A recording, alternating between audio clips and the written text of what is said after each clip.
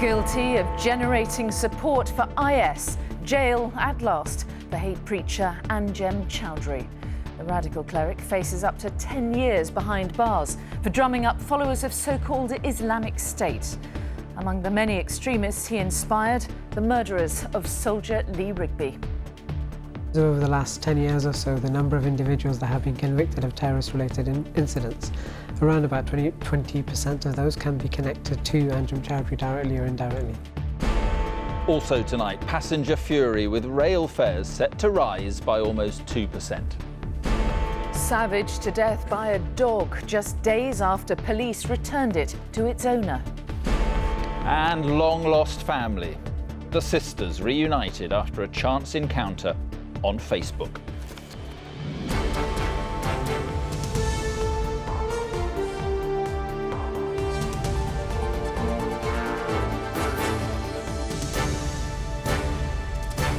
This is the ITV Evening News with Mary Nightingale and Mark Austin. Good evening. For many years, Anjem Chowdhury carefully stayed just the right side of the law as he preached his message of hate and extremism. But all that changed when he openly urged his thousands of followers to support so-called Islamic State. As soon as Chowdhury lent his name to an online IS oath of allegiance, police pounced, and now he faces jail. Chowdhury's trial at the Old Bailey heard how the tentacles of his influence had spread far and wide. Among his supporters were the murderers of the soldier Lee Rigby. Our security editor Rohit Katru now on the conviction of an extremist. The Muslims are on their way! The Muslims are on their way! After 20 years of street-side speeches, of TV appearances, Britain's loudest extremist has been silenced. They tortured this man, so-called Jihadi John, and then after that they wonder who is radicalizing the Muslims. It's he who radicalized, who mesmerized more than anyone else in this country. And not in secret backrooms, but in the street, in open sight, and online. From this narration, we can see that it is an obligation to have a Khalifa, and we must fight those who differ.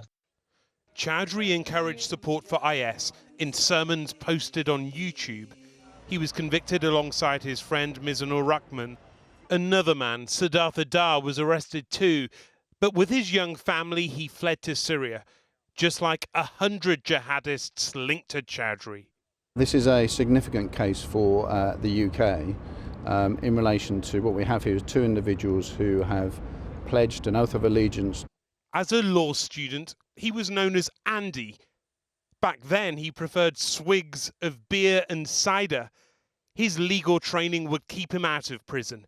His speeches, always inflammatory, rarely illegal.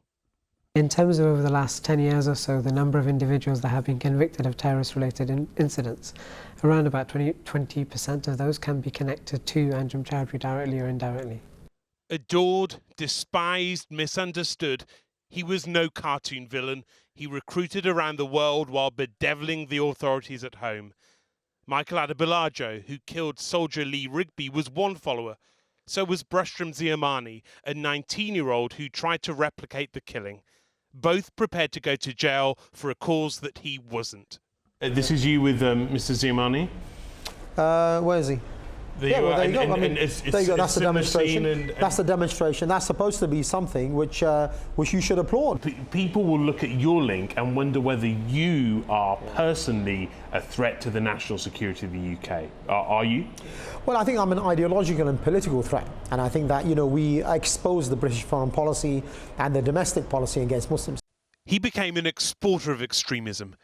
Indonesia, Belgium, and here in Denmark.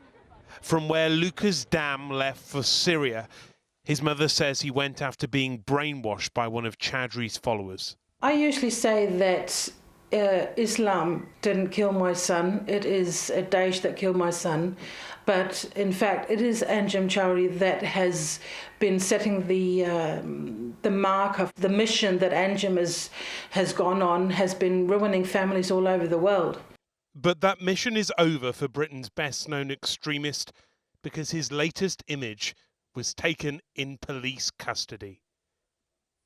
Now, Rohit, Anjem Chowdhury has been spreading his extremist views for almost 20 years now. The police must be incredibly relieved that he is finally behind bars. They're certainly celebrating, but perhaps they shouldn't celebrate too much because, yes, the rise of Islamist extremism in this country has more to do with him than any other individual. His charisma, his personality, his ability to pinpoint the vulnerable. He even raised a few laughs from his jurors at the Old Bailey. But this is not about any one messenger. It's about the message, which is still there. It's about the audience, which is still there. Both of those things have changed since the early days of Chowdhury in the 1990s. They're evolving in the era of IS. So there are many, many more Anjem Chowdhurys out there. The difference, of course, is that perhaps in future they won't be quite so public as he was. OK, Rohit, thank you.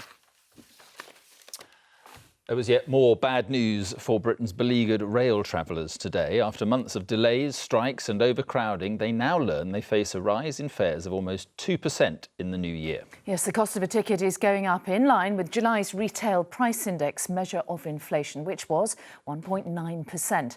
Many commuters, though, have reacted with fury. So consumer editor Chris Choi found out.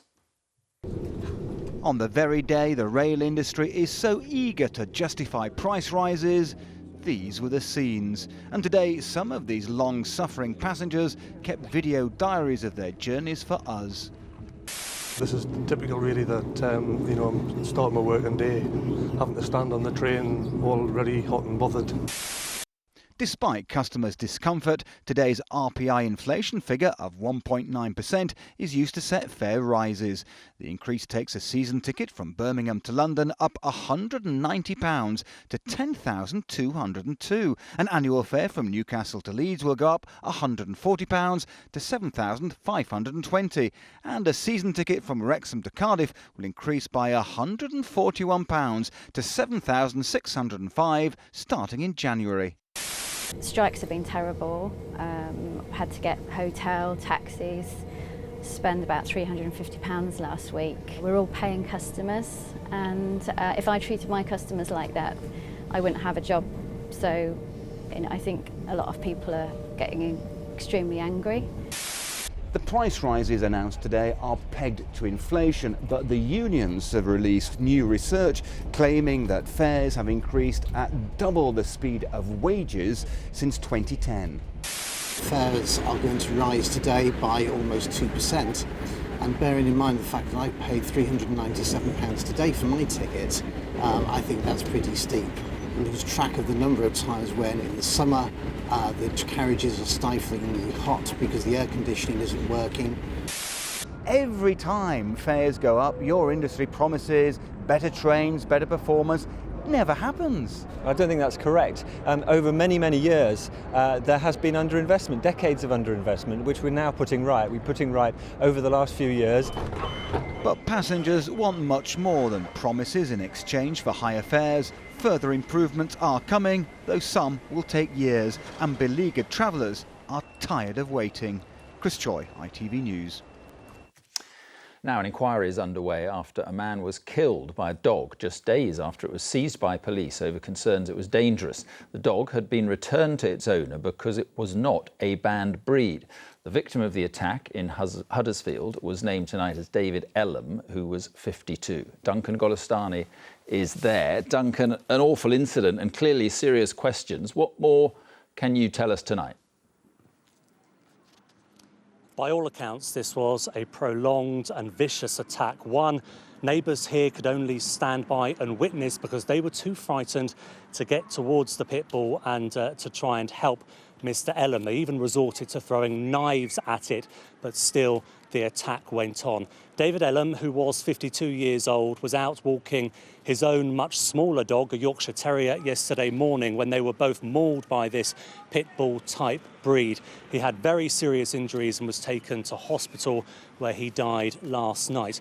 What has added to the shock of neighbours and the people in this community is the fact that they were familiar with this pit bull and had raised concerns about it beforehand, something that West Yorkshire Police confirmed this afternoon in a statement. They said in June this year, a dog warden visited the address following concerns from members of the public about the dog.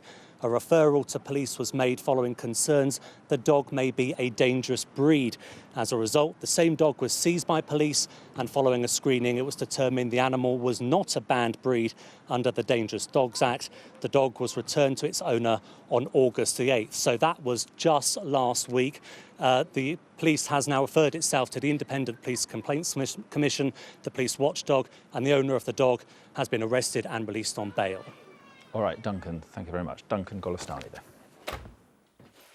A 13-year-old British boy has been swept out to sea in the French Channel city of Boulogne. His two younger brothers apparently tried to save him as he was caught in a current last night, but Boulogne's lifeboat service say there is now no chance of finding him alive. Now, it is the biggest concern of every parent, the health of their child. So today's report that children's healthcare in Britain is being compromised by staff shortages will have alarmed many families. The Royal College of Paediatrics says the care of children in the health service is at breaking point because there simply aren't enough doctors. Let's get more now from our health editor, Rachel Younger.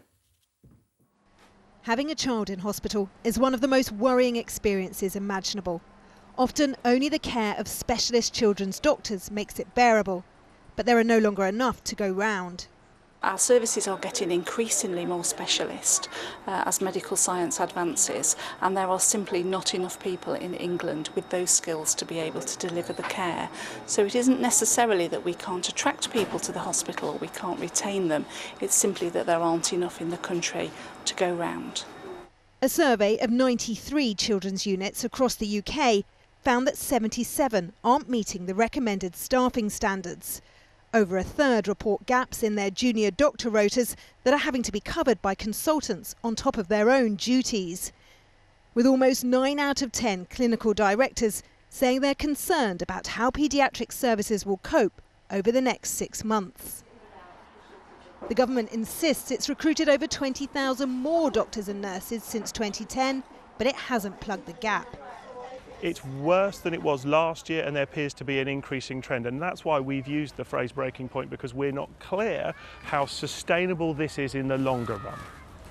How have we got here? Quite simply, the number of patients is rising faster than the supply of doctors. Emergency admissions, for example, are up almost 5% on the same time last year. Harrowing though it can be, children's medicine is usually one of the most popular specialities. The struggle to find doctors here, a worrying indication of how deep the NHS's problems are.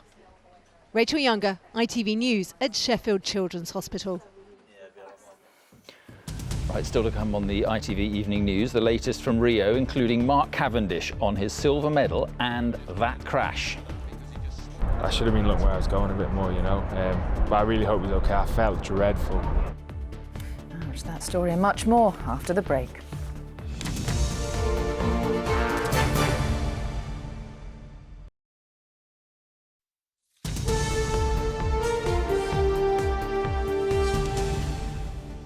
Welcome back. Britain's Olympic stars are eyeing up yet more medals tonight after what's hopefully a temporary lull in the gold rush.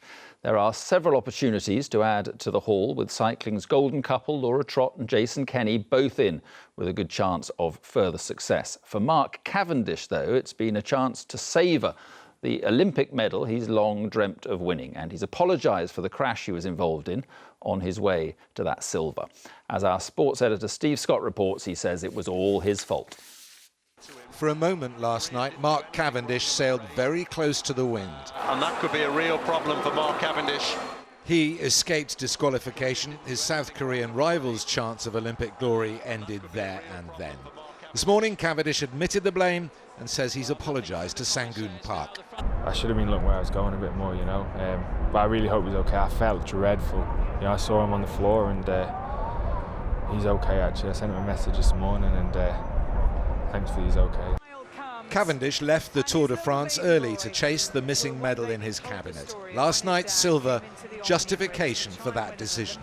And I'm incredibly proud to represent Great Britain, and yeah, I've tried, it's my third time trying for an Olympic medal, and Actually, it feels really nice finally.